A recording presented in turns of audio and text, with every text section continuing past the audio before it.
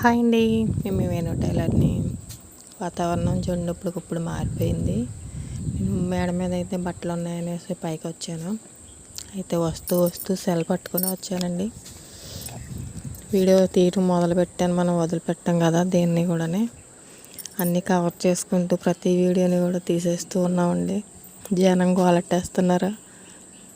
చూడండి ఆకాశం ఎంత అందంగా ఉందండి మబ్బులతోని. ఎక్కడ పడిపోద్దో తెలియదు కానీ ఎక్కడ పడిపోతుందో తెలియదు కానీ వర్షం మంచి గట్టిగా వేసింది. ఒక పక్క వేసిందండి, ఒక పక్క అంతా మబ్బు వేసింది, ఒక పక్క అంతా నార్మల్గా ఉంది. లైట్గా గాలి కూడా వేస్తుంది.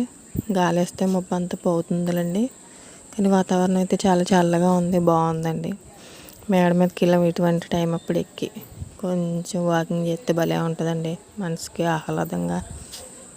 ప్రకృతిని కూడా మనుషులు ఎంజాయ్ చేయాలండి. ఎంతసేపు ఫోన్లు, టీవీలు ఏంటి, ఇంట్లో కూర్చొని ఫ్యాన్లు, ఏసీలు, ఇవి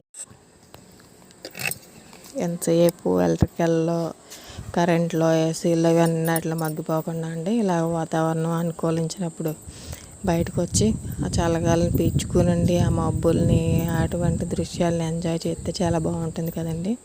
నిన్నైతే గ్రహణం పట్టింది.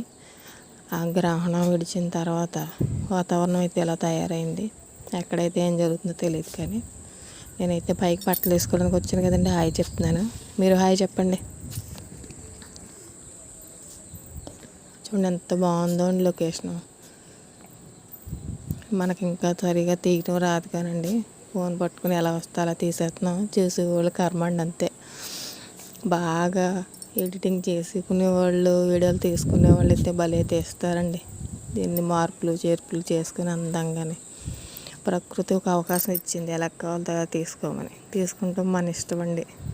చేతనవుతే ఎలా వస్తే అలా తీసుకుంటామండి.